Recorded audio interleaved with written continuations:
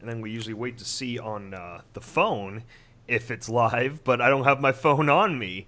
So hello, people of Post-Apocalyptia! Welcome to the 20th episode of the Breakroom podcast, where we have a very, very special podcast today. Our first patron with us on the podcast, Mr. Snowfire. Hello, everyone. Yeah, we are so happy to have you on, and to all of our patrons for being so incredible, and for tossing a few bits our way to really bring up the quality and the effort on the productions as much as we possibly can. So no, it's great to have you here. I thought I'd wait until we went live before I talk to you too much, because this is where the quality is. This is where all the good banter comes from. Yeah. So, for instance, how did you first hear about us? Like, are you from the old Stable Tech days when we were still trying to make something there? Yes, that's where I first heard about you guys, and I heard about your music years ago when I first started getting into Fallout Equestria. Nice. Yeah, it was one of those things. Like, I'm always curious, like, what the first song is that people hear whenever they, like, stumble upon my channel, because it really, like, it seems to color their then, perceptions of things going forward, because I really don't, like, plan things out. It's just, like, if I have an idea, I just put it out there and see if people like it, and then run with it, so... But, yeah, go ahead. Let's see. Well, my first song that I actually found out from yours was, I do believe, Sins of Our Past, which I really loved because it was similar to Castle of Glass by Linkin Park, which I'm a really big fan of. Mm-hmm. No, I'm glad. And, yeah, after that, I just got hooked on all your music. Sorry, I'm also having a few crackers because I haven't eaten in most of the day. No, not a problem. I'm really glad about that. That's a funny story actually for everyone out there.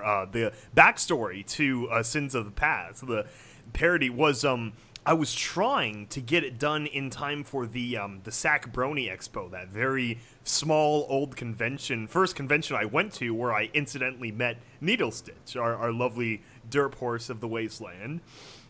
And it's just a tiny little thing in Sacramento, California, which actually Sacramento has a very good convention community, because that's one of Sacramento's few highlights is the convention center, and the center of the downtown is massive and well organized. And so there's been the Sac Anime and Sac something Sac Comic Con here for I think 2 decades now. So both of those are like 30,000 people.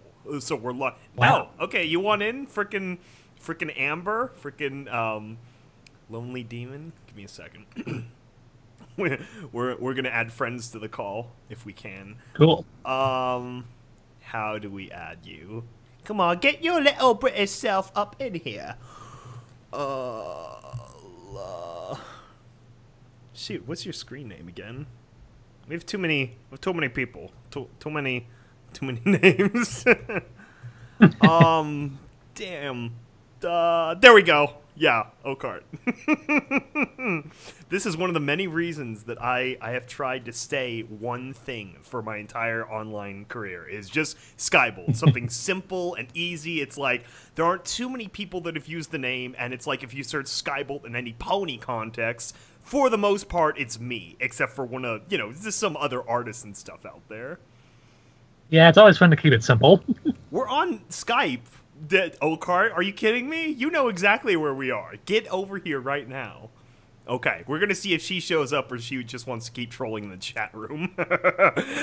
Yeah, we are a little bit old-fashioned in that sense of using Skype, mainly because I got Skype when I got, starting out in the Brony community, back when that was, the first, real chat software out there. Because I know, oh god, and at Stable Tech especially, they experimented with every other kind of thing there was also. This is before Discord became, very ironed in as, an alternate system. It's not showing up. What do you mean? I just added you to the group. It's called Patreon Podcasts. Okart's being difficult. That's Technology. what you're Very supposed to fun be thing. the engineer. This is your specialty. Come on, you guys. It's not in the normal group. It's a separate group. I'll add Krelak too. Yeah, so we're still working off of the quote-unquote archaic Skype software, which it's just because everyone has an account. It's sort of like 2007 MySpace, where yeah, people are courting other options and other places, but almost everyone's guaranteed to have a Skype account, so it just makes things a bit easier. Oh yeah, very very easy. Plus, I found, for whatever reason, it was, I want to say it was the HawkCon live stream, which no one listened to, because that's a terrible live stream. But I think it was the HawkCon live stream where we did the call over Discord, and it just had the worst possible lag. Like, we do have people all over the place, so it makes things tricky, but Discord, especially that stream, I was like a second and a half ahead of everyone, which in radio time feels like an eternity. And so I was interrupting everyone. Okay, hopefully you guys can show up. Discord still has some bugs that need to be ironed out. It is good, though. I'm glad there's a solid competition there for, Huh. I don't know why you're not seeing it.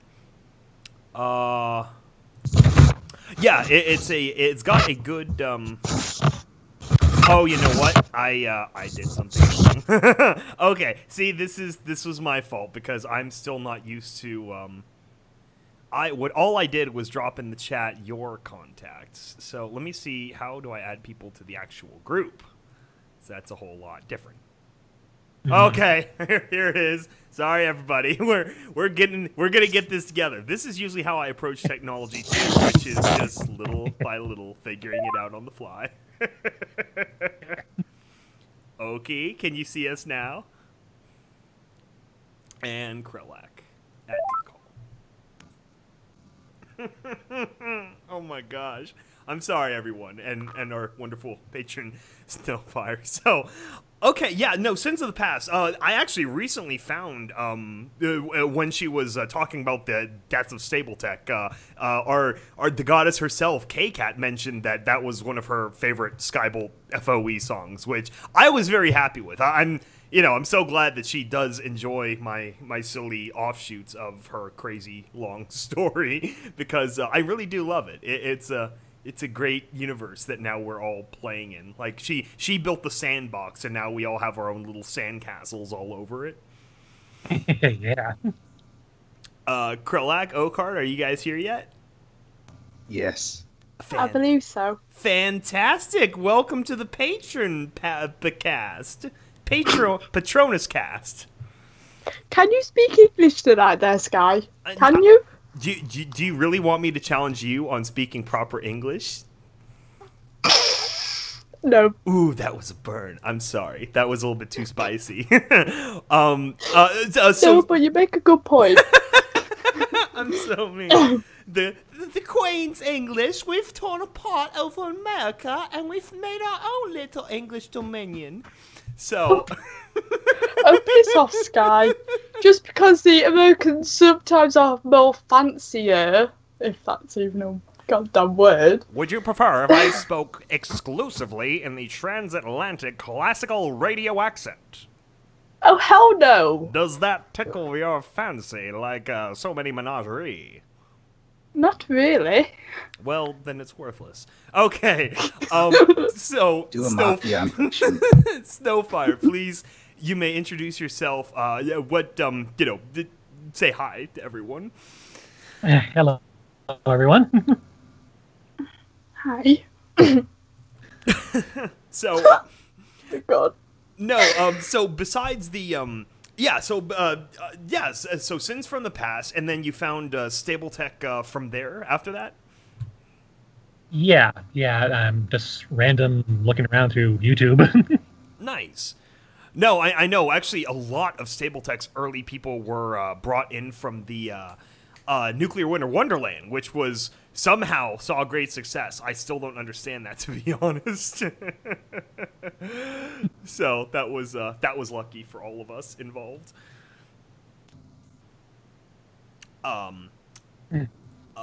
Yeah. So, what has your favorite thing been about EAST Corp since we broke away? Like, did you come to follow everything sort of in general? Like, are you looking forward to Confessions or Terminal Secrets? Like, we definitely we love this opportunity to really hear from our listeners to see what you guys want more of, essentially. I'd say all of the above. The Terminal Secrets, that just blew me away with the story and everything. And I mean, you remind me of a YouTuber by the name of Visual Pony the Narrator, who puts sound effects into all of his audiobook readings. He's done Project Horizons, which I've loved. I'm almost done with it. And he's done one of his own called Fallout Equestria Duty, which is just really cool. No, that's very cool. I know anyone who can actually finish Project Horizons does deserve a medal of their own. But yeah, no, that definitely, especially since we broke free from Stabletech, James Kelly, our other one of our other UK members, does such a great job with all the audio, like for serious. He's not been around very often. How's he doing? I don't know. I have been talking to him. Me and him are cooking up a little idea for something we want to do eventually. But yeah, I think he's been busy. He's finishing college, UK college, which is like transitionary into university. So I think that's essentially what he's been doing. Fair enough. Yeah. Mm-hmm. And yeah, no, and for me, I've been busy with Confession 6 stuff. That's basically been my last 2 weeks, is just doing that over and over again. Sky, do you want some really upsetting news? Oh no, like, what is it? Really upsetting. I have passed the subscriber count on your channel, on EAST Corp channel. I have surpassed it and broken it. Oh no. I have... Wow. I have kind of destroyed it.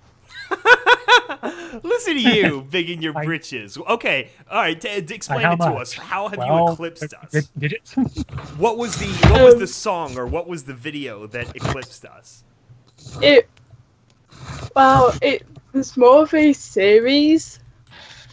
I made friends with a lass who started a Tumblr blog for Undertale. Oh, there you go. Tapping into other fandoms.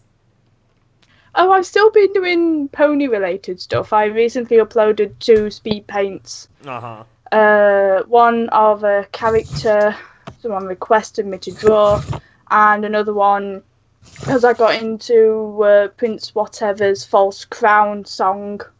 So I ended up drawing a picture for that.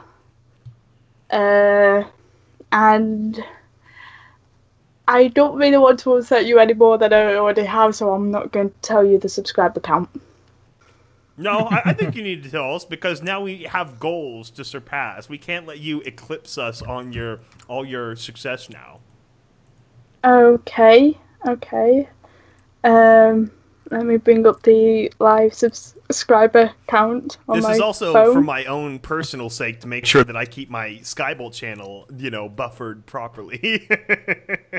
Wait, what's your Skybolt one on? I think, is it 65 yet? I think I was close to 65. 66.48. Yeah. Okay, I am nowhere near that. Oh, thank God. Okay. 2,000. All right, congratulations. Nice. 200. Okay. And 11. Oh, see, you got to take screenshots at all the significant Fallout years now. I think you missed Fallout 1, but I think you're in the Fallout 2 range. You gotta be fun with that. It's not overly fun, I guess, because every other hour or so I keep getting someone turning up and going, oh, make part 5, make the next episode, do this, do the other, and it's like, I have a life, Hello, is Needle here too? Hello, Needle-sama. Oh my God, I have to change the art again. What are you people doing to me? Fucking change the art. I told you I was going to be a part of it. I know, but at 4, that was 20 minutes ago. Well, it's hot as balls, and I saw an opportunity, and I took it, okay? I was riding home on my bike, Okay. and I see this guy, okay, jogging, right? Right. It's like 100 degrees outside, and he's fucking jogging. Okay. And he looks like he's dying. Naturally. So, I grab my phone, and I start playing Eye of the Tiger and following him.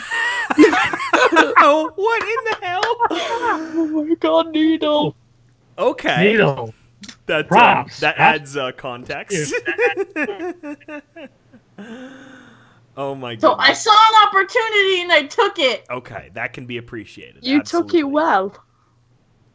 I was like, my phone is at 5%, but fuck it, I'm doing this. Yeah, Starfire, this is usually how it goes. We end up in some form of argument. Yeah, it's like, okay, who's here? Okay, they're late. Okay. Yeah.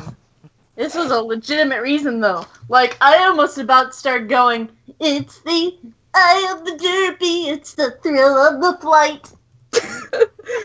This is actually a quality podcast, then. We've got a little bit of everybody. We always have a hard time finding that sweet spot where every pony can show up. I am a little bit mad that you just said the word every pony. You gotta squeeze it in every once in a while. Triggered. Because, like, you're a horse, I'm a horse. We are horses. Oak is, like, a skeleton thing. Krullik is, like, the weird cat thing from Dragon Ball Z. I thought Oak was a dog. meat It's horse. a dog. It's not a cat. It's a dog. It's a I'm the undead pony. I'm the That is undead literally the purple cat thing from Dragon Ball Z. No, it's a jackal. See the one? It's a jackal. It's the purple cat thing from Dragon Ball Z. Okay. I'm but- undead, not a whoever the skeleton. other person is Wait. like a fawn? I don't know. Speaking of technically, OC Wars, do you have a OC? She's a technically she's a Chacket, but technically I moved into a Cabot style OC. I don't know what the hell that thing is, but okay. Centaurs, absolutely. Or some rough equivalent. Oh. Centaur without a horse butt? Yeah, any kind of combination. You just go. It's like Voltron. You just hook them up somewhere. Be careful what you wish for, Skybolt. Yeah, I know. Voltron is pretty old hat, but Transformers, Voltron, it's all within that realm of possibility. Okay, I guess Vermont is up doing university stuff. Skyboat, which Voltron, the new one or the old one? I did watch the first episode of the new one, but it didn't do much for me. I mean, I wasn't a fan of the original, so I guess, it didn't have enough nostalgia to drag me in, but it was all right.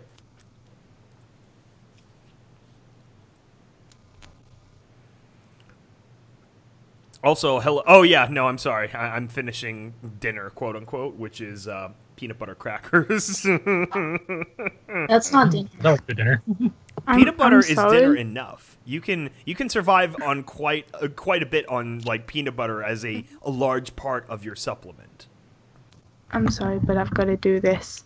The great and powerful Trixie needs some peanut butter crackers.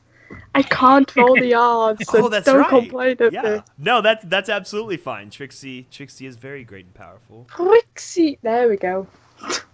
Trixie, yeah, I suck at rolling my R's too. It's one of those Trixie, things.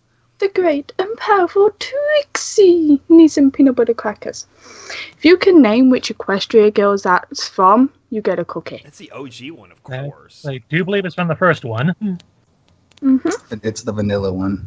That's like, I mean, of course, Bad Sunset Shimmy was pretty great too, but I mean, they did such a great like figuring them all into a high school cast. Like, of course, she would be like one of those really like type A drama kids, just walking around doing her lines and dancing about in the hallways. That was fun. I have a Trixie song that has been in my back burner for literally like 3 or 4 years, and I know I could release it and get instant like EQG acknowledgement because gotta pander to the mods, but I just never got around to actually Don't finishing. pander to the mods all the time. Yeah, it just depends on the mods. Oh man. Yeah, no, it was funny. I hadn't looked too deeply into Fallout 1 and 2 lore before reading Fallout Equestria, so I learned about the goddess before I knew much about the master, which was a great, like, history lesson. Actually, if you ever want to find out a lot about the history, go to Shoddycast on YouTube, and they pretty much have the entire Fallout history from 1 all the way up to 4. No. No. Go. Yeah, you will also get Needle complaining a lot at her pets. So, yeah. She started That's fine. eating a plastic I got a bag. little cat that comes around too. See, I'm gone too often to have pets right now. I got freaking... I got all these business trips down the pipe, which is part of the reason I'm rushing to get Confessions 6 finally done, because I've got this, like, ticking clock for the end of August where I'm going to be gone for, like, 4 weeks in a row.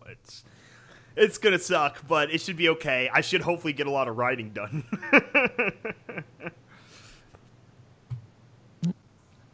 They're going, like, overseas or something, or just hanging around the U.S.? Just around the Southwest. Yeah, my job takes me to all sorts of fun places. Cool. But yeah, so what to talk about now? We have a lot of good stuff coming just down the pipe. When I first saw the Master, very Lovecraftian. Yes, no, I've also been going through my Lovecraft Mythos Super Omnibus, which has been really fun, and all the different movies that have like a Lovecraftian influence that you like look back on and you're like, oh yeah, these are all some of my favorite movies. It's like, oh, start to piece it all together. Like, has everyone here seen the original Hellboy, for instance? Yeah, I think so. That's essentially what the director guy he almost Spanish Peter Jackson, what was his name? Del Toro. Yes, Del Toro. So he that was essentially his like halfway, like he's been wanting to do At the Mountains of Madness, which is one of Lovecraft's bigger works, which incidentally, Amber Oakheart, is about the size of The Engineer in length. So that was very enriching for me. Yeah, that was one of his bigger works, and they've never been able to approve a movie, so that was Guillermo del Toro's way of like squeezing in a bunch of Lovecraftian monsters is in Hellboy, so that was fun. On one of the old posts on the Facebook EAST Corp thing, I was half tempted to create a picture with a triggered amber horn. Can't remember which one it is, but I needed to do it, but I never got around to doing it. Hold on, let me see if I can actually find which one it is. I'll get back to you on that. You should. We need more. We need more fan art and funny reactions.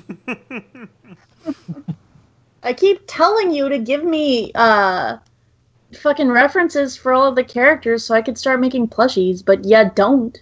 That would be great. Absolutely. Sky, you need to do that. You have the references to all the chuffing characters. You need to do that. I do. That's like when we were doing marketing assets for Ultramarine, and some of the early versions were not 100% on character, which I had to correct after the fact because James didn't consult me before giving the order. So it was like, yeah. So I had to make a few corrections. So. Okay, I've just found the post on which Amber will be triggered. Okay. Confessions episode 6 will be the longest episode to date. Oh, yeah. I needed to take a picture of Amber Horn, paint it red, and just put triggered underneath. Just like... Yeah, I was pretty happy with that little basic cut I did. Like, this is the future you chose. You know what's funny? I really didn't intend it that way. I really wanted to, like, kind of taper them a little bit down, which what everyone saw with the Ranger. No. But I really I didn't want to compromise my style, and my style is very much story driven. It's like if there needs to be a part where they go off and screw around in in the desert and talk about Stable 80 and all the diseases and stuff, then they got to do that, even if that takes 7 pages. Skybolt's style is long-winded and overdramatic. I almost wish that I saved Stable 80 for an actual Terminal Secrets, because that was what I thought would be a fun one. Just little by little, the old people are dying off until you've got just a small group of children left. How horrifying that would be. And then you got one 16-year-old who's like, oh god, I'm the mother of like 100 children left in the stable now, and we're locked inside. But, oh well. It worked out for the best. Do you have a favorite Confessions episode, Snowfire? Yeah, quite a few of them. Hold on. Oh, sweet. No, see, that's always like, whenever I get a favorite comment from someone, it's always something different, which is another thing I really try to do, like put enough variety that people can take something different out of each one of them.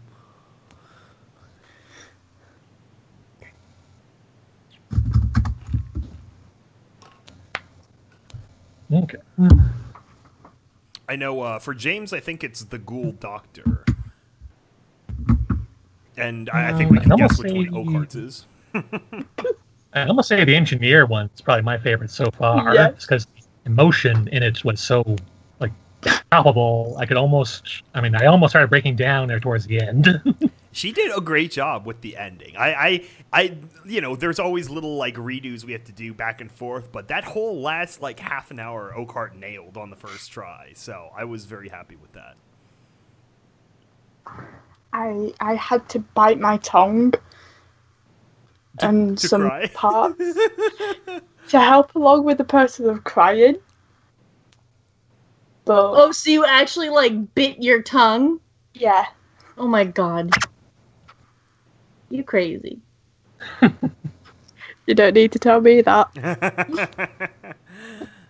You crazy for me? Hell yeah, babe.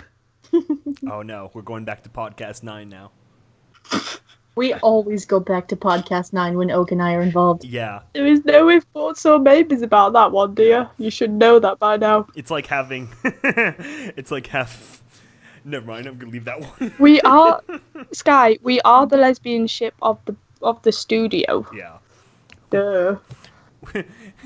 Gotta keep up the reputation. We need more fan art, Oak, of you and I. Yeah, I agree, know. absolutely. There's not enough fan art. Our OCs are on screen. We will feature it in the next podcast. No, I've Anyone said that who before. draws- If we ever get fan art, we will, you know, put it wherever we can, like, what's the word? I overuse it, but diegetically. Like, you know, someplace where it makes sense. We absolutely will try to use it. So, like, like we keep using the rose petal blushing, like, demo that we brought in from, Zeppelich when he was testing, when he was still with the studio. It was good times. I still love this picture. It's like my favorite rose petal picture. I share the living shit out of anytime somebody like makes something with my OC, I share the living shit out of it. It is fucking everywhere. Oh, I know. It just look what this person made. Like a friend of mine, his sister, he made the really good like needle stitch with the green in it. Oh yeah, that was great. I was like sharing that fucking everywhere, and she got blew up. People were just like, "Oh my god, Dead. you need to." You're the person that drew needle stitch, aren't you? Oh my god. I had one of my friends go up to my friend Artiel and do that. I'm lucky. I have a decent collection of Skybolt art now from various productions that have needed to use my OC for one reason or another. So that's been great. But then randomly, I discovered this one image from that someone drew like way early on, like 2 months after I'd started making songs, and they just, I don't know, they never sent it to me, or I didn't get it somehow. So I like discovered 4 years later, and I feel terrible about that long a delay. You mean the Prince Skybolt one? Yeah. I put it, for those who know, it's my most recent album. I did like a sort of Gorillaz parody cover, and in one of the corners, you'll see the big wings like looking like a Dragon Ball Z looking thing, and It was very good, and I just like I felt bad. I never saw it before then. Okay. I'll see if I can find it, then you can shove it up on screen so people know what the fuck you're talking about. I thought you were about to say shove it up your ass or something. Well then, it is very, very well crafted, I guess. I just felt like, jeez, Oakheart, damn. Yeah, I have the front half of it on screen. Yeah, so no, the artist made it look great. Let me see if I can find the name again. Yeah, so I felt bad about that. That it took me 4 years to see it, but yeah. So yeah, that's one of the fun things about internet productions. It's like, you know, everyone can share their little all the creativity. You know, it's like very collaborative, very very cool. I'm still thinking about whether or not I want to draw you Skybolt. Oh God. I already drew him as a girl. Fembolt. Yeah, that's right. There was the Fembolt phase for a small little bit. Okay, so real talk. The patron, it needs to be in a non-pony. Oh yeah, that would make sense. Oh yeah. I felt Fair like enough, the not patron just logo the- was necessary though, like an orange anon, maybe something like that. Because what is it? There's the full chan anon, which is the red face and the bow tie, and then of course the classical anon. I don't know. Oh, you know what? We'll give a Texas bolo tie. Why? Because it would be different and orange, and that's like Texan. Yeah, we'll dress them up like not freaking orange, you weirdo. Texan is very orange. Have you ever seen the what is it? The Longhorns, Austin, University of Texas is very orange. Yeah, that'd be great. We'll dress it up like a Doug Dimmadome pony, and then put the Patreon logo as the face. That would be awesome. Oh. But yeah, for now, this is our stand-in, which is we just have to deal with stand-ins. This is like the podcast, you know. I had this art planned out for a long time, but we just couldn't get around to getting. Oh, Sancho had some other stuff to do before we could get to podcast art. Skybolt, I have to ask. I found this person on YouTube that sounds almost like you. Did you ever do any Warhammer videos in the past? No, I actually don't know Warhammer at all. I was just thinking because I found this voice actor that sounds almost like you. Nice. Sky's a nerd, but he ain't that much of a nerd. Sky sounds like everybody. Sky's got generic male voice down pat. Personally, it sounds more like Found it. yeah, I'm not sure. Fantastic. It was by Liberty Sound. Liberty Sound. All right. Alright, I'll link you the picture. Oh, my leg! Yeah. Give me one segundo. Uno, dos, tres, cuatro, cinco, cinco, seis. What? Girl, that is not how you speak in Spanish. 1, 2, that's a good song. Okay, I'm back. I had to... Wow, you left? I didn't even notice. Okay, good. Yeah, no, I had to put my air down like 3 notches because I forgot how hot it was in the California Central Valley until I moved out of the Bay back here, and I'm like, oh yeah, it's like 20 degrees hotter on average than anything in the Bay. So, yay, I'm very much putting my recently recharged AC system back to the test. Recharge? Yeah, I would top it off with refrigerant. Uno, dos, cuatro, cinco, seis, siete, November, 10. You missed Ocho. Shut up. I can only go with the 4. I'm freaking Spanish myself, or at least. Once, don't say. Trunce. Fuck. What is that? Dutch? That doesn't sound like Spanish. No, it's That's Spanish. 11, 12, 13. Fucking shit, man. Just I haven't done Spanish since I was in year 7, like there. 5 or 6 years ago. Yeah, that's high school for us. That was secondary school. Yes. 9 through 12. It's good times.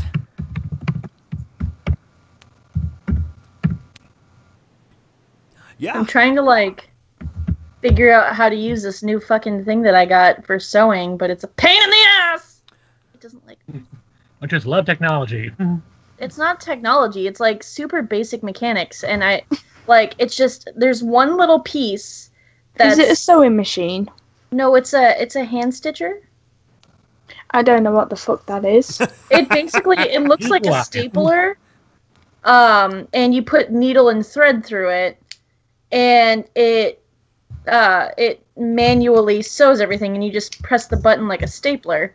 And there's one little gear on the bottom, the part that's supposed to catch the thread and then loop it so that it goes on to the next stitch. But it's like it was a little bit bent when I got it, so I had to go in with pliers, and I'm like slowly but surely figuring out how to finagle it to work properly because fucking clockwork, man. Yeah, classic stuff. Bonding for the win. I watched YouTube videos on how to get it to work, and like I'm like, this shouldn't be this hard. That is a great resource. Like, you know, everyone thinks of YouTube for, like, entertainment, but it's like, some of those, like, how-to videos are super helpful. Like, I remember a few professors in university, and this is, like, not early YouTube, but this is, like, 2010, 2011, and he would roll out good, very well-done videos just walking us through problems and equations, and that helped me a ton. That was great. Oh, yeah, heck, I even learned how to make pita bread off of there once. Yeah, no, recipes too, absolutely. Pizza bread. Yeah, pita bread. It's like bread, but it's made out of shorter people from the Hunger Games franchise. I know what pizza bread is, damn it. Showfire, back up. It's Showfire. I'm looking at your fanfiction, and it's taking me to my fanfiction. What gives? Oh, darn it. Hold on, let me try this again. Oh yeah, it's like you choose your like account settings page. I've done that before. Yep, hold on, my bad. Aha, there we are. Hold on a second. Yeah, no. Wait, you follow my stories? Snow. There we go. Oh. I don't think I found your. That's the username. Well, Snow is currently the story is currently going under rewrites, so. Yeah, I considered posting some of my scripts up there eventually, but I figured that's all gonna go into like the Confessions like collection set is all of the scripts and all their like behind the scenes looking form, because I have like a whole method for how I color code the scripts for everyone too, which I hope makes them easier. Sky, but one thing, fanfiction that they don't allow script format. Yeah, and that's probably part of the problem. Because I'll probably end up just exporting the Google Docs to Microsoft Word docs and then throw them in the frickin' zip folder. Or you can probably link them on Fallout Equestria resource. I know. Little site. Yeah, add them to the big linkdom. That's no, I mean the studios worked out so wonderfully where we just had this like creative space we could really like build everything for EAST Corp, and I think really it's like a much purer form that we're just, you know, we're focused on the audio dramas and such. It's much more like everyone understands when they come here what they're looking for, rather than Stable Tech, which was just one giant shadow. It's just like an empty platform, and then there's a bunch of like market carts around it. Sorry to interrupt, but in answer to Phoenix Amaku's question, in order to join our Discord, you must become a Patreon first. If Sky's remembered, Patreon should be... Yep, the link to our Patreon is in the description of this video. Yeah. So... in order to join our Discord, you must first become a Patreon. I think it's the lowest tier. Yeah, I added that to the boilerplate. Yeah. I'll be honest, I hope James know what they're doing, because I don't know how to work Patreon at all either. I just, like, turn in I have a vague idea. deliverables are associated with it. You're welcome. Yeah. It's no. just thank you. So, yeah. But like recording my own individual Skybolt podcast, that's easy enough. And then just send James the link. Yeah. This is a clusterfuck. I give up. I wonder what it must be for James now, actually, because it's got to be winter for them, like middle of winters. That must be fun. I got Is no there an fuck- upside down town? I know. It's so I weird. thought Britain was upside down compared to America. What? No, we mean like cartographically. We mean like on the globe, the upside down. What do you want? What Yeah, do you but- need? What? Or if we want to make a pop culture transition, we could be the upside down of Stranger Things. Stranger Things 2 coming out soon. Everyone excited for that? No. Okay. No. I don't think Also- I've even heard of it. Also, I was going to say winter is coming here in Shut America down! Oh, in a yeah. few months. Oh, dude, yeah. I've been watching Game of Thrones Season 7. That has been Bro. great. Bruh. Game of Thrones, though. It has been really great. I mean, especially after the end of Season 6, which actually was awesome, you know, compared to all the other seasons where you're like recovering, like PTSD. Season 6 was just so awesome. Those last 2 episodes, Battle of the Bastards, and then whatever the title of 10 was. I think Winds of Winter. Holy cow. Those 2 episodes together were like a good movie. Dude, I fucking cried the last episode. Oh, man. Oh, or no, Battle of the Bastards. Yeah. I think that was it. Yeah. I fucking cried. When the Stark flat banner hung again in Winterfell, it was like, oh my gosh, it's been like 4 years. No, not that. When Tommen, man. Oh yeah.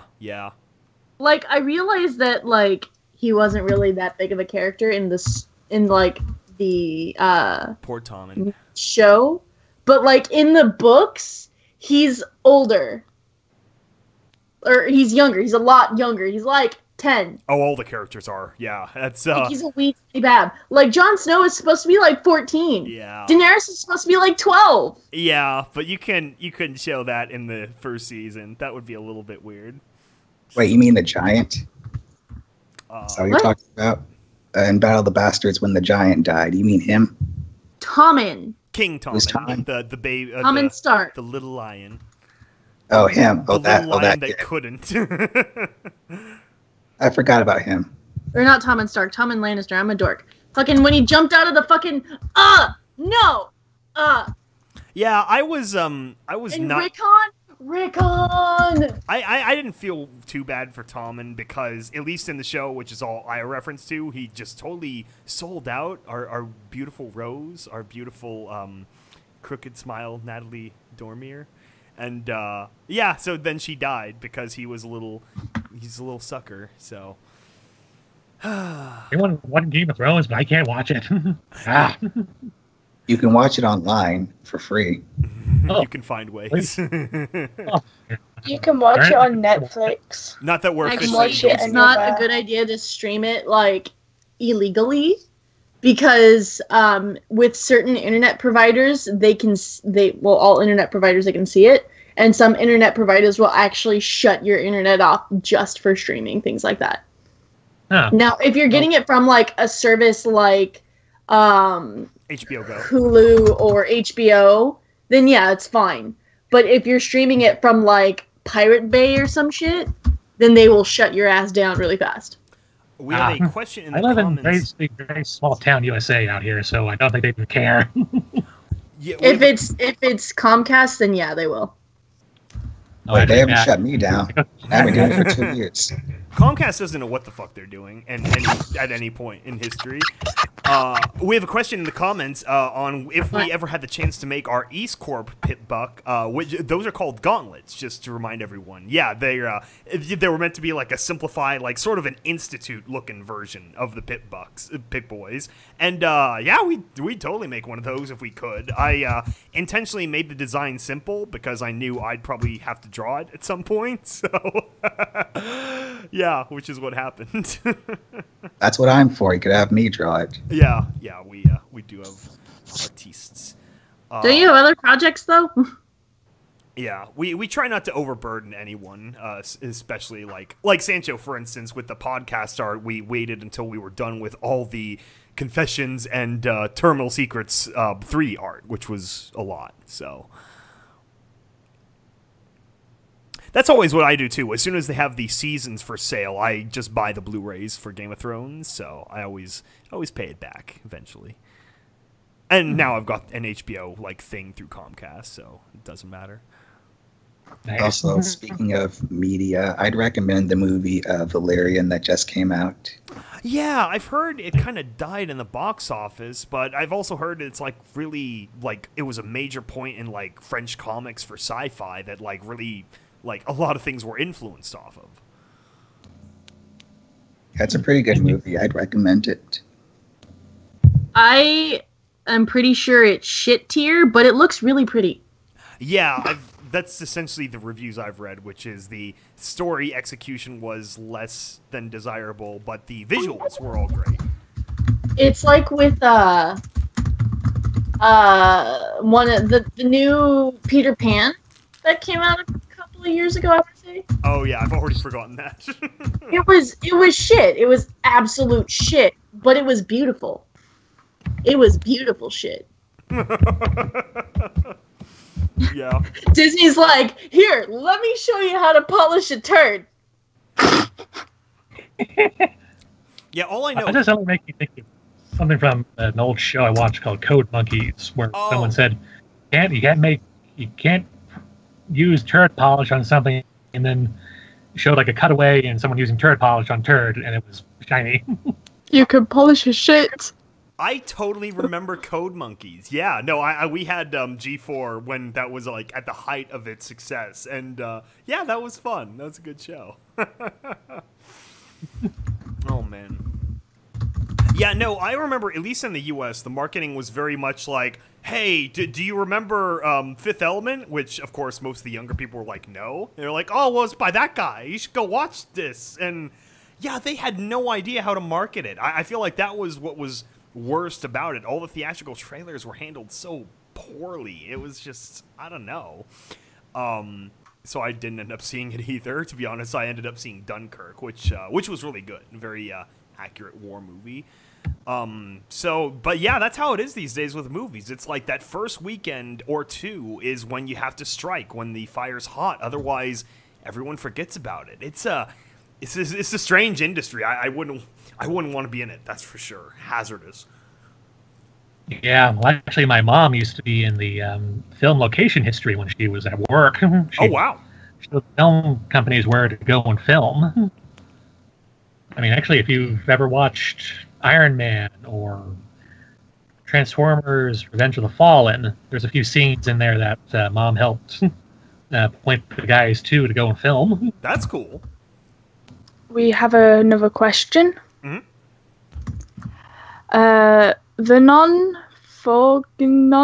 sorry if I've pronounced your name completely wrong. To all, how did you find Fallout Equestria? I feel like we answer this question every single podcast. We could ask our guest, though. Snowfire, how did you find Fallout Equestria? I found hey, it. Skybolt, don't chew in the mic. I found it around your banners, damn it. End of 2013, actually. Nice. And how were you like me, listened to the audiobooks and discovered them that way?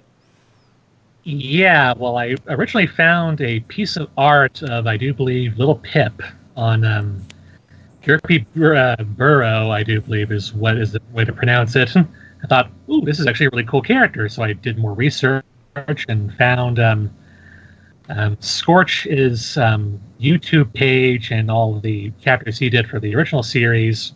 Listened to all of those pretty much in a whole weekend after Christmas, and then got to the end of his and thought, oh man, I got to find a way on how to find the rest of these. Then I found Crazy Rambler, did the rest through his, and then he pretty much did a Houdini and left. Yeah, he started on Project Horizons and then he just kind of dropped out at chapter 18? I can't listen to the crazed rambling stuff. It sounds so bad. Yeah. Then after that, I kind of migrated over to the Equestria narrator who did Fallout Equestria Heroes, and man, his is really good. Oh yeah, no, he did a great job. Heroes is a good fiction. After that, when I went over to Visual Pony the narrator, That's where I've been pretty much ever since for all my Fallout Equestria audiobooks. Actually, some guy did manage to finish Project Horizons. His name is Plagan Shiki. I'll put his name in the chat. Yeah, that's what I cared about when I first got into Fallout Equestria, was just finding all of them in one source. I always seem to get into things after they've already technically finished, so it was similar for me. I discovered the audiobooks, and then in January and February of 2016, I listened at work over like 6 weeks, and yeah, and then that sort of became a good chunk of my YouTube career.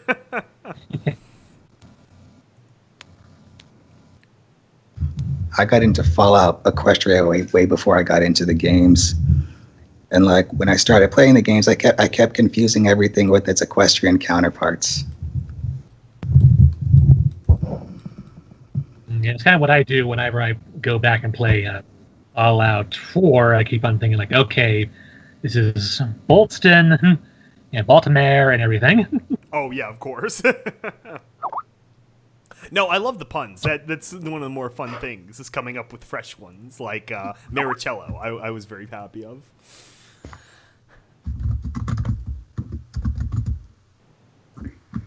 I think I found, I found mine through EuroC Sucks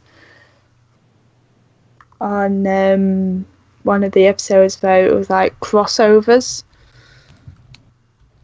And I was playing Borderlands at the time. So... I remember I looked at Borderlands to get into, but it was a little bit too zany. I don't know really how to describe it, but like Borderlands, it just didn't catch me with the humor and style. At least the Bethesda Fallout games, they felt a little bit more like, I don't know, what I think of when I think of like post-apocalypse ponies and such.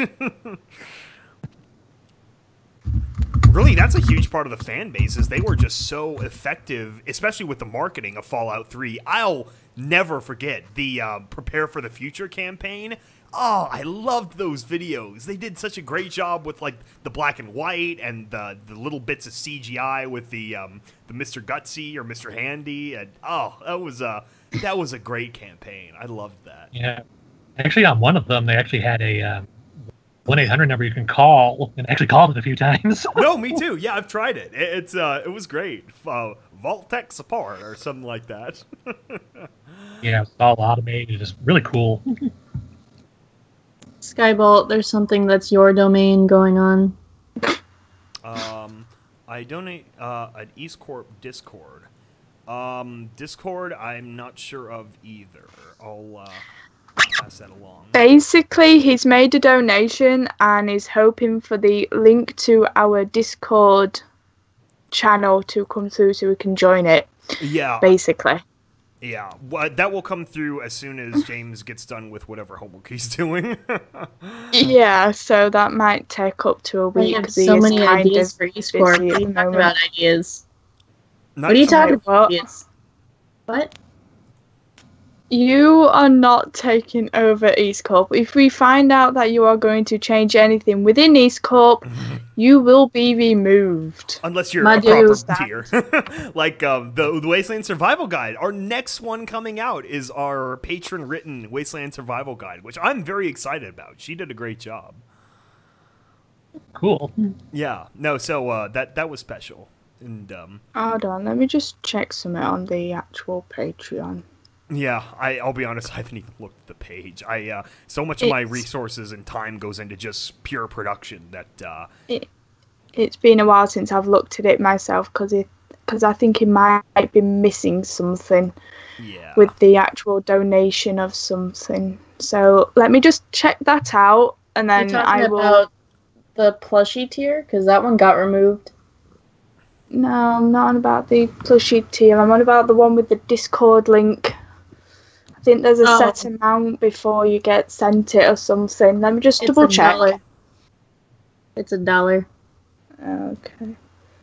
And that's literally all you get is the Discord thing and our things.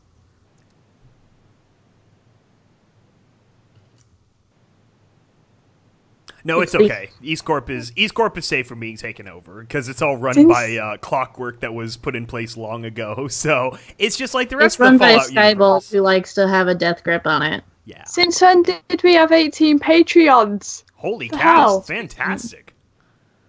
What the hell? It's recent.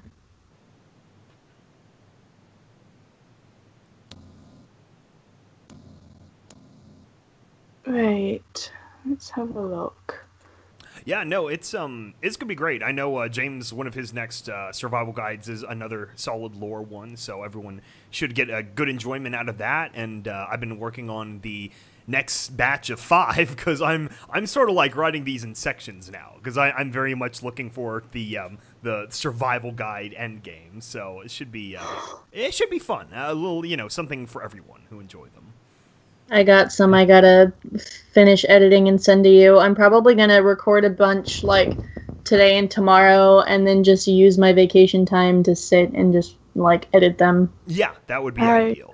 As soon as I finish Confessions 5 or whatever, 6, whatever it is, yeah, then we'll keep building up the queue, which is something we've been doing well this summer now, where we have a good like release queue of episodes built up, so... Yeah. Yeah, it's going. The new episode's gonna come out while I'm on vacation, so I can just send you out the other stuff when I get back. And by that time, hopefully, I'll be at some point I'll get around to actually catching up on the show too. I'm so terrible about actually being up on the show itself. It's definitely a different time than it was in OG Brony fandom. Back when I wasn't really in the fandom, I just showed up and watched the episodes as a guilty pleasure and then, returned to normal life, which is impossible at this point. That's kind of how I was, so in the beginning. Yeah. Ow! We have another question about balefire bombs. Go Tigers. Oh, I might not be able to answer that one just yet. Do balefire bombs cause an EM effect when they detonate? Yeah, I guess. Yeah, I think someone in one of the comments last time mentioned that there's a term. I don't know if KCAT uses it, but someone used like a matrix disruptor or something. It was like the same kind of thing where it disrupts magical energy. But yeah, I guess I stuck with EMP in my writing just for, I guess, consistency or like familiarity for people. I don't know. Equestrian magical pulse. There you go. It's horse magic. There you go. EMP. Equestrian magical pulse. Yeah, that works. Yeah, personally, I can't do acronym. Yeah, there was a line about that actually in The Engineer too, where Okar's talking about the Mars guns, and there is a line about how they're like rail-assisted, like magical pulse. Sort of my idea with the Mars guns was combining the idea of like a naval artillery or like like just a really big freaking artillery gun, like the Nazi railgun or something, and then combining that with like a Mac cannon from Halo. It was essentially my thought process of just being able to send a shell freaking 100 miles in the air. And now, wait, the Nazis had a railgun? Like a train-based artillery. It was the Schwer Gustav, this massive fucking like it was so unwieldy and like. I think they only built like 2 or 3 that they just put in France, and but yeah, it could fire a big ass shell a very long distance. So what? What do you want? Okay. Everything. I just like stretched out for a second, and then she laid on my chest. Like, okay.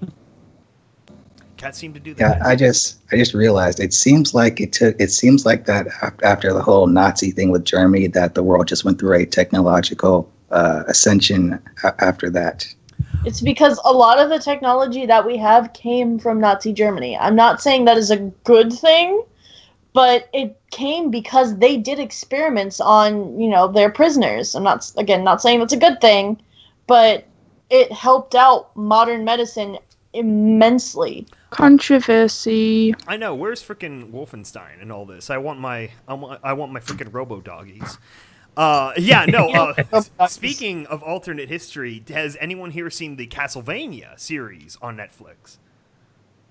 No, but Anyone in the chat? It is an anime. No one watched. Yes, it is kind of an anime, which is really interesting because it's actually made by the American company of or Canadian, whatever, North American, Frederator Studios. But dang, did they make it well? It looks beautiful. The fire effects and the color, and I'm a junkie for color and stuff like this. Put your tongue back in your mouth. Put that tongue back in your mouth. It's back in. It's essentially a mini series, but it's also sort of like a pilot. They clearly were looking and seeing if there was a market for it to make more, the rest of the story, and I really want them to make more. Netflix, please make more, because that was so awesome. Nope. And so if that's something you'd be interested in, definitely watch it on Netflix, because that's how they get their views. It's like a Nielsen box. So that was the same thing with Stranger Things. Like, no, I don't think I'd never heard of it until my parents called and like, oh, you know, son, did you see that new the 80s looking monster movie? And I'm like, what? And eventually, yeah, Stranger Things, and it was great, and everyone watched it and talked about how great it was. So, yeah, no, Netflix, they're almost like a new network now, where it's just all homegrown content. And while that kind of scares me that it's like an age of new networks rather than more, you know, flatter content like early YouTube, it's like, hell, at least it's not the cable giants. At least it's not as much freaking NBC or CBS or ABC. It's like, so it's good. There's creativity coming afresh in the new media. Well, I am excited for the new Star Trek. Netflix here soon. Say again? Either one? I was going to say about the new Star Trek that's coming out. Oh, yeah, the TV show? Oh. I'm not familiar with those. Like, what's the premise for this one? I think it takes place before, what's his name? I think it takes place before Picard, because I think it's supposed to be like the Federation's first contact with the Klingons. Or at least sometime in the early contact with the Klingon race. Interesting. Oh, that's just my theory, but I don't know. Yeah, I know. I had a few friends that were very hardcore Next Generation fans, but all of that sort of brushed past me because my mom was an old-fashioned Star Trek fan, but she shunned the Next Generation because it didn't have her beloved Captain Kirk. So I never really watched any of that growing up, and most of my Star Trek is pop culture references and then the new J.J. Abrams reboot series. What were you saying, Snowfire? I was just saying to hold on, Relic's comment of new series. Technically, would, if what he's saying is right, would technically be before Kirk's time. Because, I mean, I know a little bit of Star Trek history from my aunt, who's a major hardcore Star Trek fan. But, I just lost my train of thought. Oh, no, that's fine. Yeah, it's very...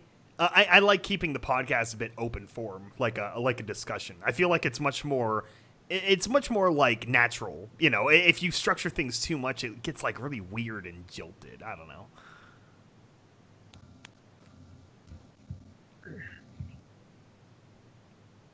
Yeah, so that's what I've been doing, just watching Netflix shows, because I don't really have cable, because I don't know. And cable is like such an old format too. It's like, why would I wait and then show up at a certain time for an episode? Unless, you know, it's very structured, like I guess Game of Thrones still is, but it's like, I don't know. Sorry. No, go ahead. I just like the binge season format. I think that's cool. Yeah, I don't know why, but I thought you were about to say, I have no social life. Well, that too. Well, he doesn't. Oh, I know I don't, but... I don't either. Horses. You know, horses are better than real life. Star Trek has nothing to do with horses. This is mostly to do with horses. Technically, they're ponies, not horses. It's all horses. It's all horses. It's the symbolic horse. The tiny magic horse. Yeah, no. So it's we started a controversy now. Most of the chat is either half on about Nazis and the other half is about Star Trek. What have you done? Bro, I don't know what the fuck is going on. That's like, real talk, I'm just like, what are you talking about? Nazis and soccer? What the fuck are you on? And he's just like, I've seen that about Star Trek. And I'm just like, what? They are not related. No, soccer and Nazis are completely unrelated. That sounds like a great like a gag, like a Robot Chicken sketch though. Man, that's another show I haven't been caught up on. Like, I'm waiting for Rick and Morty. Yeah, we're to start freaking out because you're on some kind of drug, you weirdo. It could be crystal meth. That was another Nazi invention. Robot Pony, Confessions of a Wasteland. Oh yeah, no, that's what we need. Is a like a Marvin the Robot, the Hitchhiker's Guide pony. That would be great. Yeah, that was a good show. Yeah, I never read the books. I had a friend who was very big in the Douglas Adams books. She had read all of them before the movie. So, of course, she was like, for the movie. And I'm like, okay, it was fun. I enjoyed it. It's, the book people have to be very careful with, like, normie audiences. Because it's like, yes, it can water down the purity of the thing. But at the same time, it does pour money into the thing you like. So, you do get more of it in some form. And usually, at least for good series, they try to hold on to that core that the original audience showed up for. Not all series, but, you know, series that actually try. Like Doctor Who.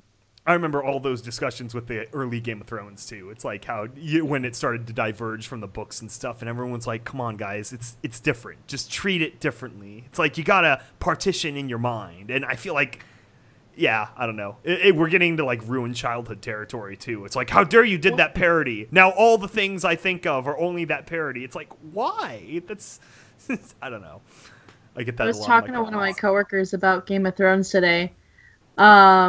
And he starts asking me, like, what happens next, because he wants to know what happens next, and I keep having to tell him, I don't know. It's no longer canon. It's creating its own canon. Yeah, and it's past the books, too. I mean, the books end with Jon Snow at this point, where he was quote-unquote dead, but it's like there was that big sort of, like, what if left at the end, and so everyone's been waiting for the Winds of Winter for, like, 5 winters now, so... Which is basically his... Has winter finally turned up? Oh, yeah, winter is here. Absolutely. Yay. I just hope Daenerys Targaryen wins. I want my dragons. I know, right? Bro, okay, so this is what's gonna happen. Like, I feel like this is what's gonna happen, okay? Hear my theory for a second. Everyone's gonna die. So, I think that Jon Snow is one of the other heads of the dragon, okay? Because there are 3 heads of the dragon. So there are 3 Targaryen heirs. We already know that there's Daenerys, okay? Mm-hmm. And then Jon Snow, we know, is we need to put a big spoiler alert thing on here. Spoilers for Game of Thrones up until season 7. So, and then we found out that Jon Snow is the son. The son of Rhaegar. I'm fucking talking, dude. Stop it. Continue. I'm trying, but you keep interrupting me. I filled in the name when you were struggling for 10 seconds to think of Rhaegar Targaryen. No, I wasn't trying to say Rhaegar Targaryen. I was trying to say Ned Stark's sister. Oh, okay. Yeah. Her. But that basically means, like, she was like raped by Rhaegar, okay? She was, yeah. Which is really sad. Yeah. But we got Jon Snow. Yeah. So, I love Kit Harington, okay? He's really cute. He is. Very short, too. I don't know how tall he is, 5'6". so I wouldn't know. He's shorter than I am. Oh, that makes sense. Anyway. I'm sorry. I like to kind of ruin that for some people. I am not even laughing at anything. Leave me out of this. Anyway, so I think since okay, so we have the 2 heads, okay? We have fire and we have ice, okay? Now we need someone who sings. That's what the series is called. It's not called Game of Thrones. It's called The Song of Fire and Ice. That's one of the It's books. The Song of Ice and Fire. You got Fire and Ice mixed up. What the fuck does it matter, Krellick? It's the same thing. So we have ice and we have fire. Now we need singing, and that should And be. I think the third one, okay? Go for it. I think the third one is Tyrion. Oh, that was different than what I was going to say. Okay. That's cool. Tyrion. Okay, I think the third one is Tyrion because he honestly, like, the way that the head Lannister dude. Oh yeah, whatever his name was. Charles Dance. Whatever his fucking name is, I don't remember right now. The way he acts towards him is not the way that a father would act towards a son. And now, granted, yes, Tyrion is a dwarf, Tywin. but he's still a Lannister. Okay? The head Lannister dude treats, like, second cousin 3 times removed Lannister better than he does his own son. So that leads me to believe that he's not actually Tyrion's father.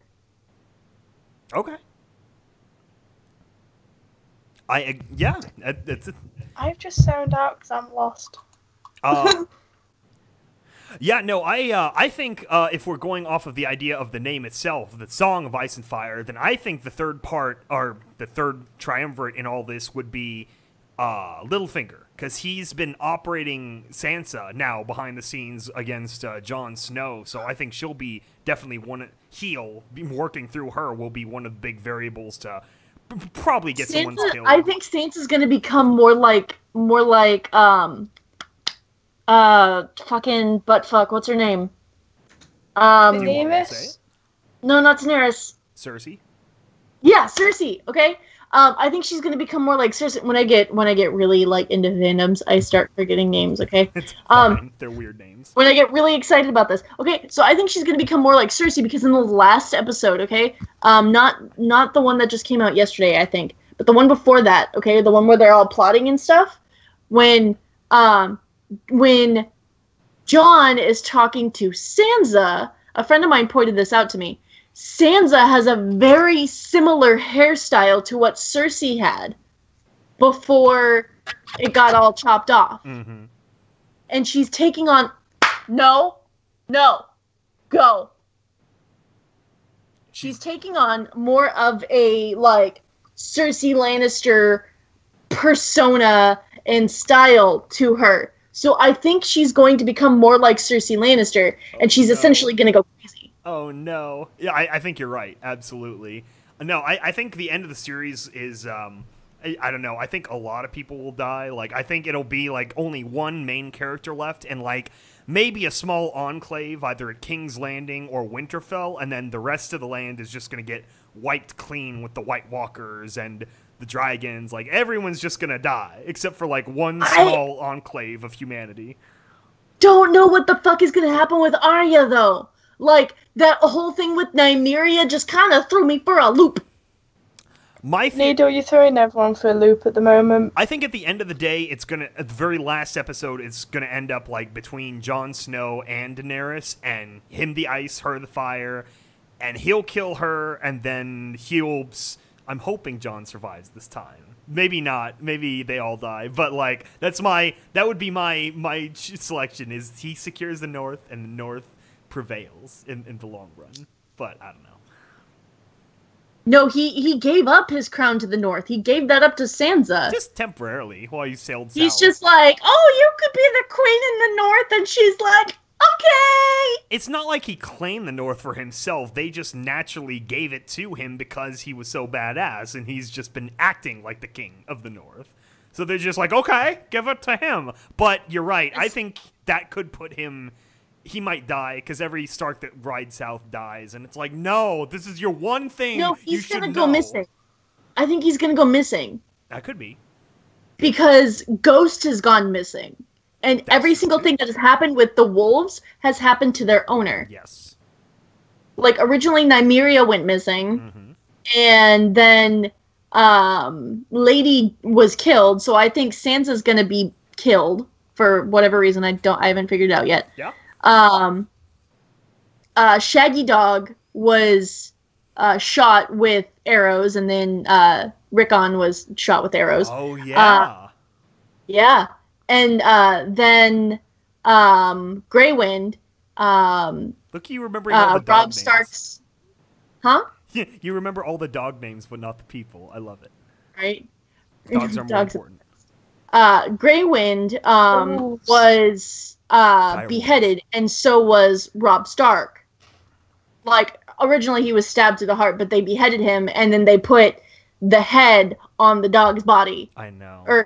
Yeah, and then there was another one. And then right now, Summer is still with Bran. That's right. Yeah, Summer is still with Bran. I don't know why, but I'm imagining a direwolf with a human head, and it ain't going well. It's like Dog of Man. That's literally what they did. They put Robb's head on Grey Wind's body, and they put Grey Wind's head on Robb's body. Yeah, it was... And they paraded it around as a trophy. That was sad. That is a really weird image to have. Yeah, the Red Wedding was definitely the saddest part, probably. Too many main characters died. It's that was bad. But in the book, okay, in the book, the Robb's wife doesn't go to the Red Wedding. She stays at the twins. Is she pregnant though?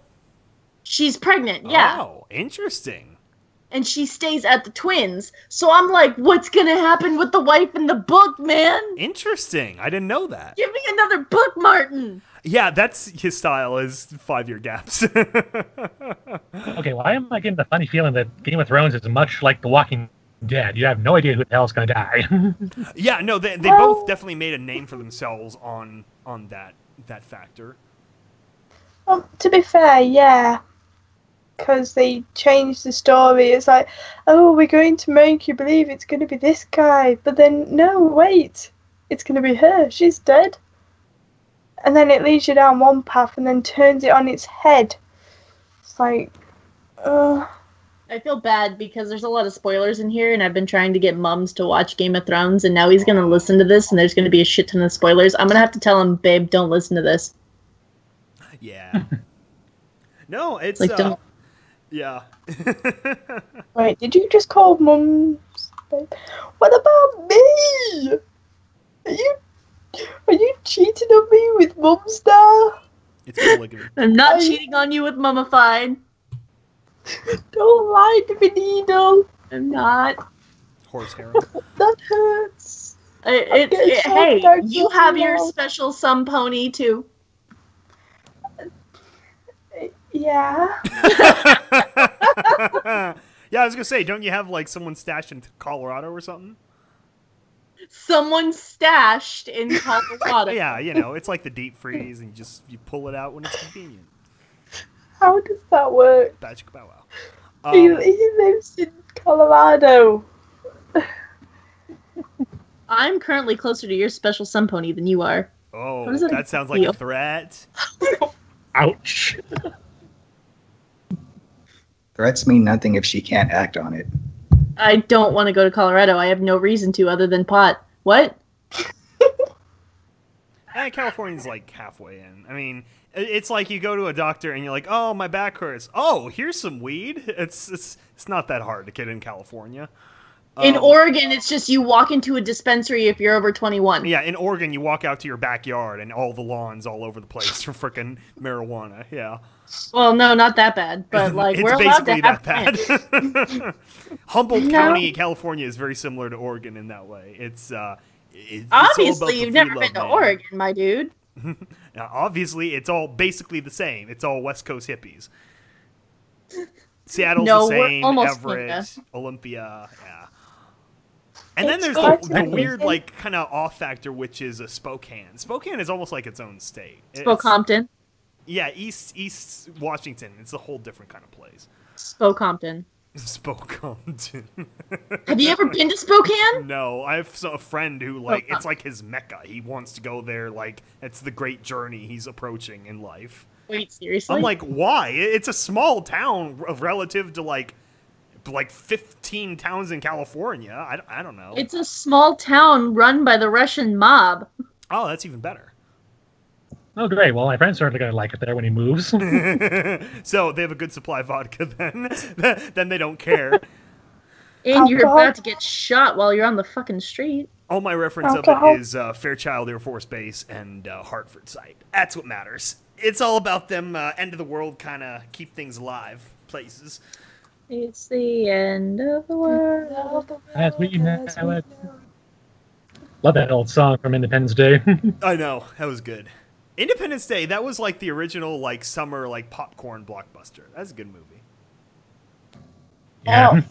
I am excited. Speaking of blockbuster like summer movies, the new Jurassic World Fallen Kingdom comes out next year, which I am excited about because I was just I waited so many years for more Jurassic Park, and I was so happy when I got it in Jurassic World. Even though it did have the plague of the reboot syndrome, where it's like, remember this? I'm like, I know. So I'm hoping this one breaks like more free into its own story. I think it will. I'm not sure. The great thing about, like, for instance, the third Jurassic Park movie in, like, 2001, it was essentially like it's like deleted scenes reel. It's just a whole bunch of stuff they cut out of the original two movies that were in the books, and they're like, okay, just cram it together, and hey, look, we have another movie. Like the pterodactyl cage, for instance. That was a major plot point in the original, the very good Jurassic Park book. And then there is the Lost World book, but that was Michael Crichton obviously just getting a paycheck, so he just kind of cranked out the book and then, handed it over. And then Spielberg didn't even, like, match the book. He took a lot of liberties with that, too. So it's like, why did you ask him to write this? Why not just do it yourself? I don't know. That was weird. Oh, actually, speaking of... fucking shit, it's a dinosaur. Jesus Christ. What the fuck? Yeah, also speaking of blockbusters. Oh, go for it. There's actually one that's coming out that I really want to see. It's called Meg. It's based off of the books by Steve Alton. I've never heard of that. Really... What is it? Is it like I don't know why. I thought mechs for a second. I think... Well, it's called Meg. It's about a prehistoric shark that was around during the dinosaurs. Oh, like Megalodon. Okay, that's cool. Yeah, starring Jason Statham. That's also pretty cool. Yeah, I've got all the books. I actually got them on May during my birthday, and I thought, I really got to read these again. Yeah, big animals. That's always fun. Big scary. I remember I actually grew up on all the like really crappy Godzilla movies from like the 70s and 80s with the awful dubs. I loved those. Those were so darn cool back in that time. Oh, I loved it, man. It was like Godzilla versus Biollante, the rose plant monster, and there was Mechagodzilla and King Ghidorah. Those were awesome. Yeah. I don't know why, what do you think of the What do you think of the remake they did a couple years ago? It was okay. I don't know. It was so devoid of characters, and it wasn't fun enough that you could enjoy it for just being a ridiculous movie, because they really tried to take it seriously. It's like, if you compare the 2014 and that 1997 version, I prefer the 1997, because at least for me, I can walk into it like a 90s nostalgia museum and be like, oh, hey, look, it's Harry Shearer and all this stuff. And it's like, the new one is just like plain. I don't know. And also very contrived that, oh yeah, this is the one guy who happens to be a bomb tech, who happens to know how to work an analog bomb trigger to plug into the nuke so we can kill Godzilla and the Mutos. And I'm like, it's a little bit too convenient, and I don't know. It fell apart to me. Like, you tried. And also, Godzilla is way too fat. I'm sorry, there's no reason for him to be that fat. He would be skinnier because there aren't all these big monsters left for him to eat. So it'd be, I don't know. Well, if rumor is correct, I heard that the new King Kong movie that was out last year is actually connected to Godzilla in some way further down the timeline in the movies. Yeah, that was actually fun because they focused on the fun. The new King Kong Skull Island or Kong Skull Island movie that was very enjoyable. That's a great show. Oh yeah, I definitely liked it. It resonated with me a lot because my mother, my grandmother, and my grandfather were actually they were in the neighboring country near Vietnam during that time because my grandfather was actually in the Air Force at the time. Nice. Yeah, no, it was a very, very like Vietnam like heavy movie, and it actually really, it was a great tribute to some of the famous Vietnam movies like Apocalypse Now and things like that. So, yeah. It was a good time. Well, actually, I'm sad to say, but I'm going to have to head out. Oh, shoot. Well, it was so great to have you, Snowfire. We're looking forward to next time we can have you on, and same for any other patrons. You know, it's a good time. I'm glad we had a good cast of everyone here to hang out with. Yeah, I had a fun time. Loved meeting all of you. From just so cool, and whatever that sound is, it's making me laugh. What sound? It's needle. It's whatever you're making, Needle Stitch. I'm not doing anything. Her microphone's having a scooch. Oh, is it popping? Yeah. Yeah, my cat knocked it over while I was recording one time, and I think I might need to get a new one. Cats, man, they're the devil for, like, anything wired. They will immediately chew through that thing. They didn't chew on it. I was in my closet, because my recording studio is my closet, and they knocked it over, and I was just like, what the fuck? Like, Wait, I'm how very big's your quietly... goddamn closet? Huh? How big is your goddamn closet? It's big enough to fit a desk and a chair and recording stick. It's pretty nice. It's a closet. That's a spare room. But I'm very quietly sewing a blackjack plushie right now with, like, just a regular needle and thread. Noise. Oh, very cool. Love blackjack. Yeah, I voiced blackjack, so I figured I needed my waifu with me. Wait, you voice blackjack? Yeah, I voiced blackjack. Do a blackjack voice. I want to do a blackjack voice. That takes effort. Okay, everyone. I'll see you next time. Yeah, thank you for joining us. Alright, We will see talk you, to you later. Snowfire. See ya. You really can't just leave that hang, though. You can't say, oh, I voiced this, and then leave the ...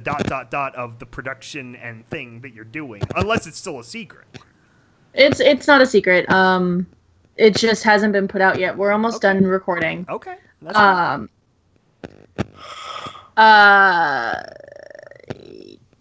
gotta build that resume. Yep, I'm building my resume. There's a reason why I changed my Skype name to Wasteland Waifu, because I now voice Blackjack and Little Pip. Same series? Nope, different series. Okay.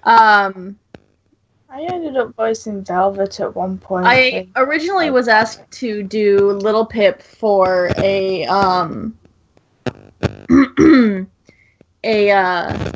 like a Fallout 4 companion mod. Oh, cool.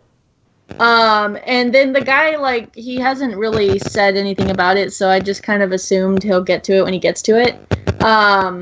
But then I've been working with Vermont and doing some stuff involving Little Pip. I'm not going to say what yet. Fine. I'm pretty sure you guys know.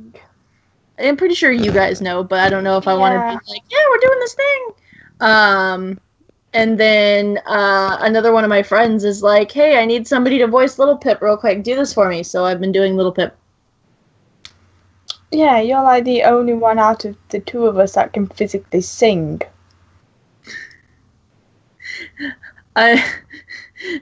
Oh, God.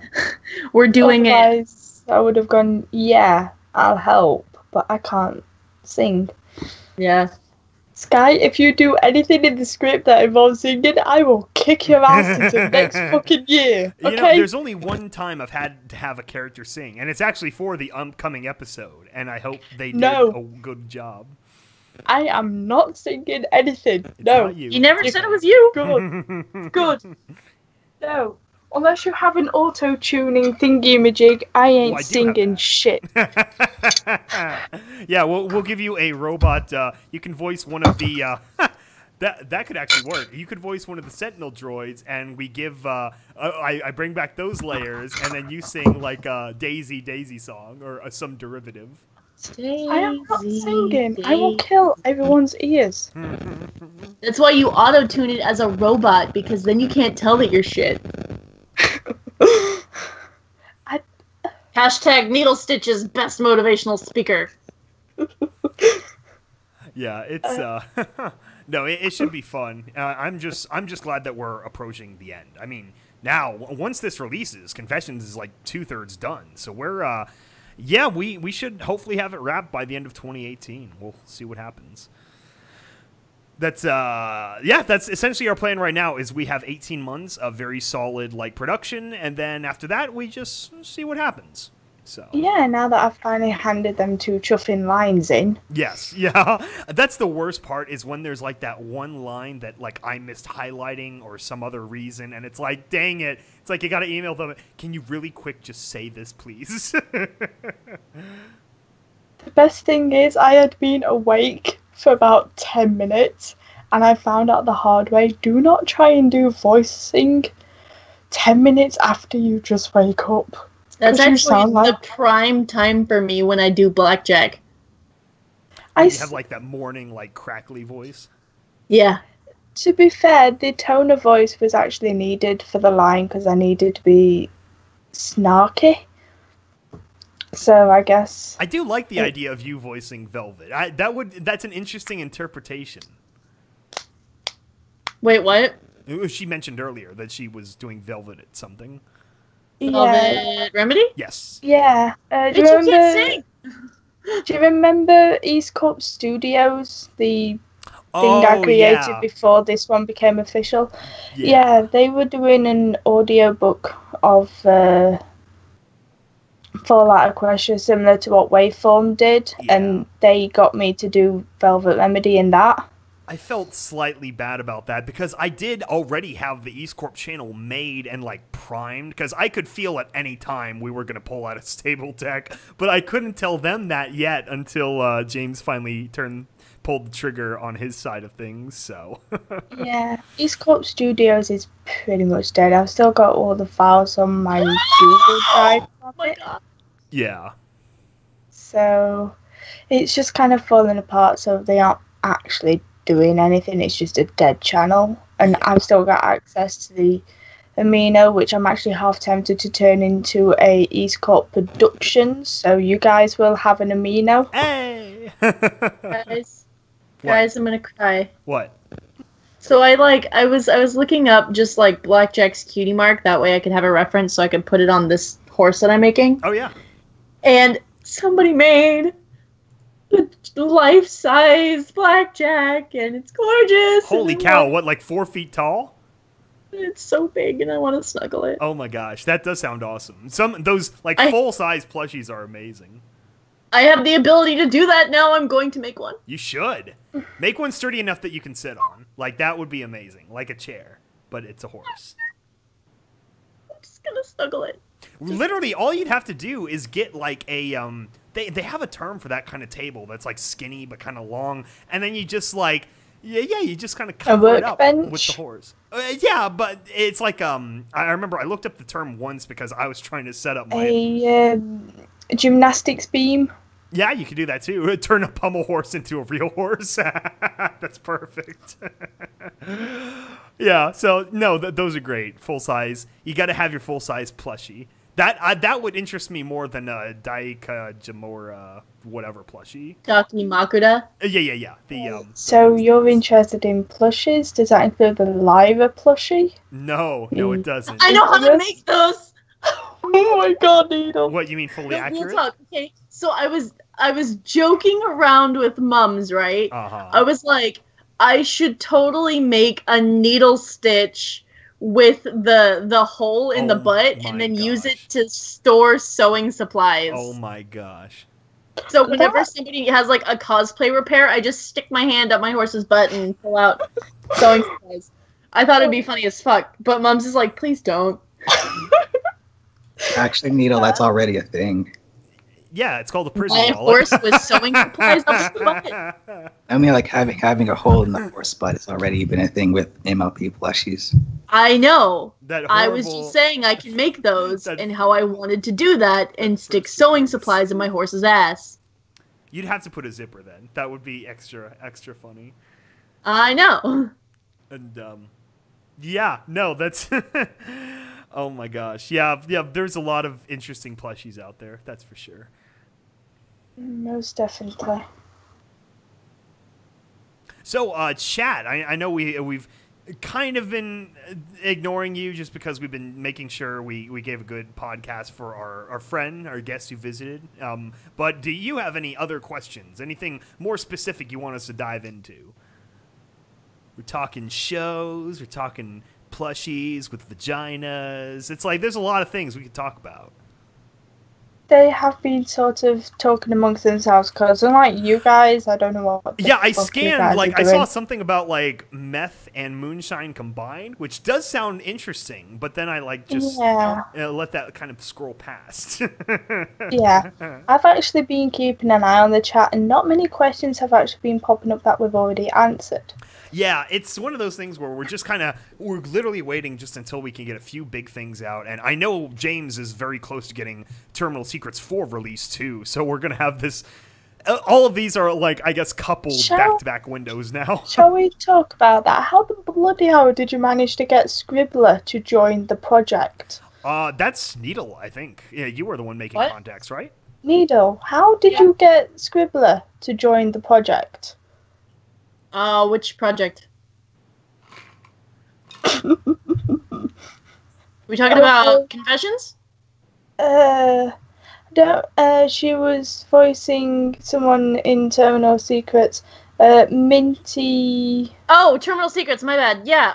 No, that was all Vermont. That one was Vermont. I got Dusty Cat. There you go. Oh yeah. How did you get Dusty to do anything? You just tug on his beard 3 times and say Rainbow Dash. I went to him during Everfree because he and I are friends.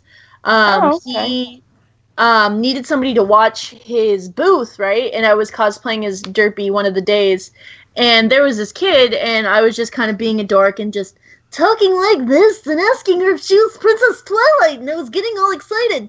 And she was just like, I'm not really Princess Twilight. And I was like, yes, you are. You have the ears, and you have the horn, and you have the wings. You must be Princess Twilight. And she goes, no, I'm not. These even aren't my real ears. And I was like, what do you mean those aren't your real ears? And she takes them off, and I was like, oh my god, she's playing a part.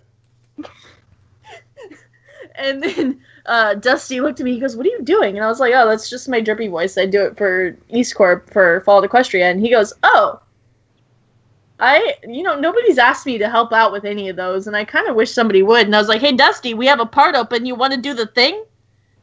And he's like, yes. And I was like, here you go. Here's the script. Have fun. I love how you go, yeah. Hand it in when you're done. Huh?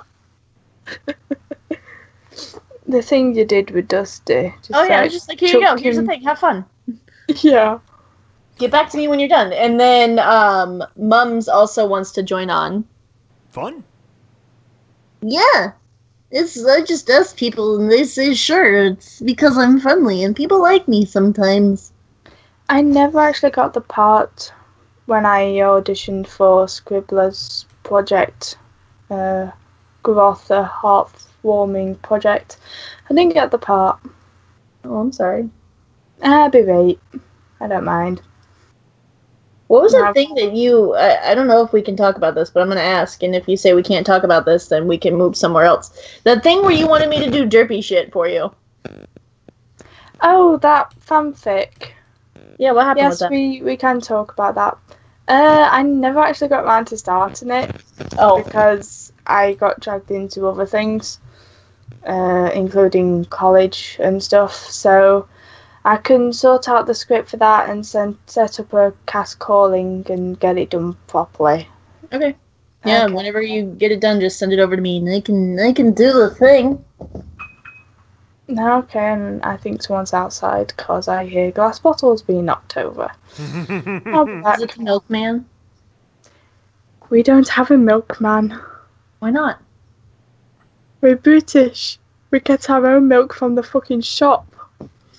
Is it in bags? Yeah, I was gonna say, isn't that a Canadian thing where they deliver them in like little baggies? I'll be back. All I see is someone like walking up to a Canadian cow, which, you know, the top of the head bounces, and it's just like a bunch of Ziploc bags, and they just like fill it fresh in the udder and then throw those in a truck. Oh man, it's like the box wine but milk. It's like the box wine, but not. Yeah. That's what soda comes in too. It's like these like sealed bags with like special proprietary nipples that you plug into your soda system, and then you know, you got soda. Soda is like 99% profit, by the way. It's like you get this bag of pure concentrate syrup, and then you hook up the you know, the air bottles for the carbonation, and it's like, I don't know, what, 10 cents for a gallon of soda? It's like in movie theaters, you're paying $5. That's 100% profits for the theaters. Did you know that in Disney, they do not have any Pepsi products, and they get most of their Coke products for free? Because, because Coke has exclusive rights to selling Coke products in Disney. And so they give most of their shit for free, basically just with the stipulation, hey, don't sell Pepsi products. Interesting. That's clever. That's clever marketing, I have to say. That's bribing. That's literally American politics. That's yeah, a lot of agreements work like that. Like how Pepsi owns Taco Bell and Burger King too. It's essentially all under their umbrella.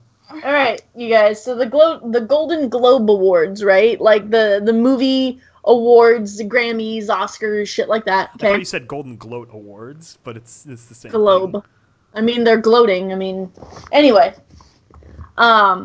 Those are also completely just like they go to this panel of people. I think there's like 47 of them. Okay, and companies will pay shit ton of money for them to vote for their film, so that their film gets awarded. Yeah, interesting. So that's the reason why, like, a lot of the time, shit tier movies get really good. Like, they get awards, you know, because they were able to campaign well enough in order to be able to get enough people to fucking be like, hey, yeah, this is a good shit movie, and that's like part of the reason why, like, a lot of different celebrities, like, you know how everybody's like, Leo should get an Oscar. No, it's because somebody with just a little bit more money was able to bribe them a little bit better. So they go to like parties, they take the voters out to dinner, they buy the voters like iPads or new watches or phones. They shower them with gifts in order them to be like, hey, vote for me. Yeah. I can totally get you that new watch you were after. Oh, how about that new game you've always wanted? Yeah, pretty much. Somehow you know this you is gonna want get back it. to No Man's Sky, isn't it? The AAA game that wasn't. Oh man, that was funny. I love following game drama that I'm not like in the middle of, like I don't have a vested interest in, because it's all spectator sport. It's like the internet, you know, the show. And holy cow, that was like everything crumbled down on No Man's Sky as soon as it released.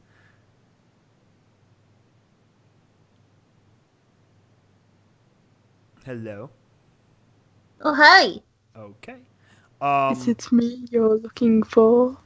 Yeah, no, I don't pay attention to the award shows anyway. The only good award show was the Razzies, but even then, it's like, you can kind of expect who's going to get the Razzie that year. It's like, oh, look, it's another Adam Sandler movie. Okay, all the Razzies go to that movie.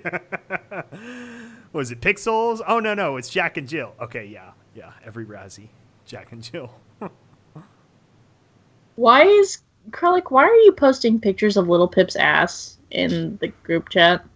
Pictures is plural. I only posted one image. I guess he's just trying to develop the plot of everything. Yeah, you gotta watch it for the plot. That's it's the most important part of a show. Why are you posting NSFW pictures in there, my dude? It's safe for work. It's an ass! It's like a Ken doll. It's a standard SW, whatever you call the models. Safe for work. Team Fortress model. It's SFM. Gary's mod. Gary's mod. Yeah, why is it called Gary's mod anyway? Who is Gary? I've always wondered that. Who is Gary? Isn't Gary the dude that, like, you automatically got as a friend on MySpace? That was Tom. Yeah. Tom was great. Tom, that's the name. Sitting there in front of his little whiteboard. Isn't Gary that guy we fight in Fallout 3? The clone? Haha, Gary! Yeah, what was that, Vault 106? The cloning mod. I mean, whose idea was it to let Gary that was great. train as a goddamn engineer? Yeah, that was classic Fallout. The original Fallout series got very zany with stuff like that. Gary! Haha, Gary! It's, and then, like, 6 Garys just pop up and go, what? He's essentially a Pokemon. He's like the Zubat of the Fallout universe. No. He is a fucking ratter and a Pidgey of the Fallout goddamn universe. Yeah, just too many. Yeah, it was, that was one of those vaults. I'm like, okay, I'm here. I'll just go clear them out. And then, I know there's, what is it in the Gary Vault? I think it's the Stradivarius that you give to Agatha. I think that's what's in the Gary Vault.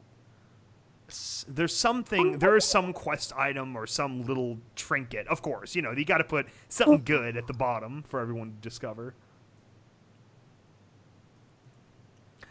And, yeah. Needles now posting stuff. Yeah. And it's like holding the plushie. The vault. Yeah, my cat's snuggling my tiny little Dr. Hooves plushie that I made. Nice.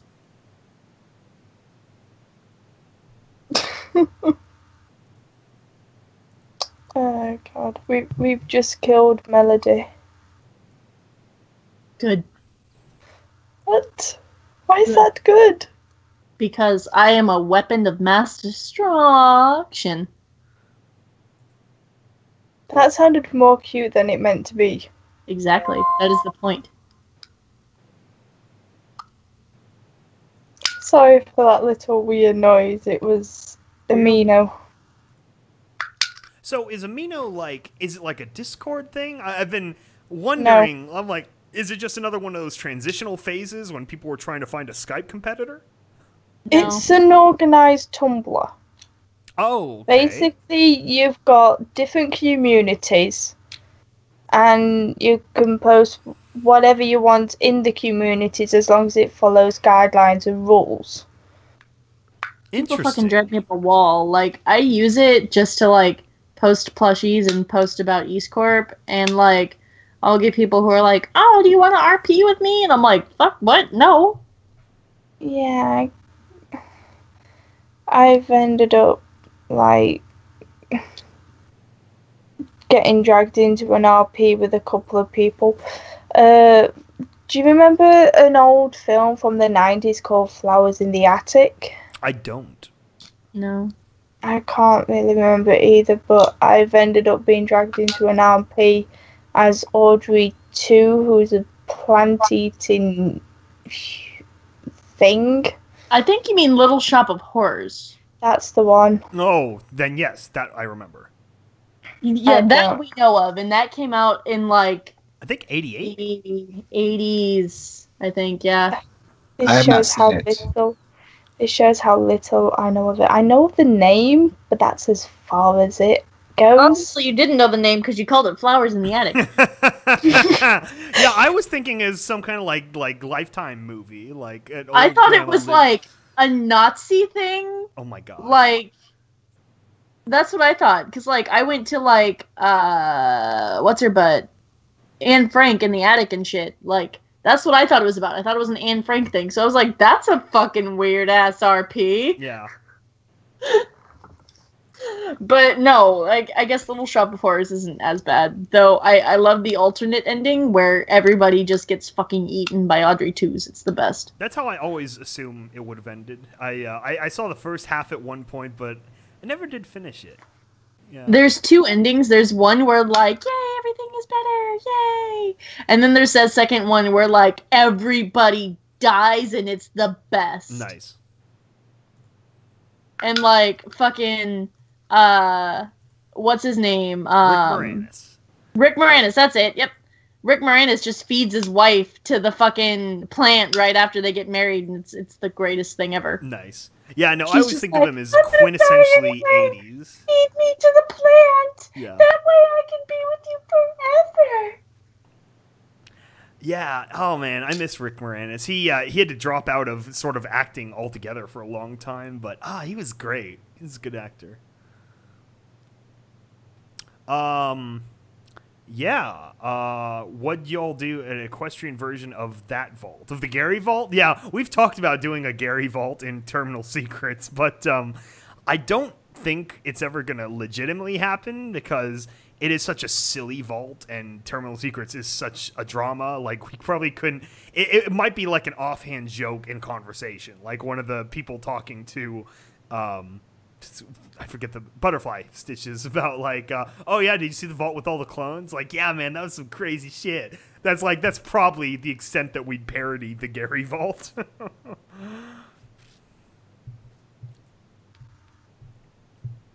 Yeah, no, there's a lot of good vaults out there. Ooh, I got an idea, Sky. Okay. To kind of add the Gary as like just a little blurb. Yeah. It'd be like Butterfly Stitch is kind of going through vaults, just trying to decide what vault she wants to work on. Yeah. And then you just hear, nope, nope, Gary! I'd actually like to see that. That would be fun. That could be like an added extra for the Patreons.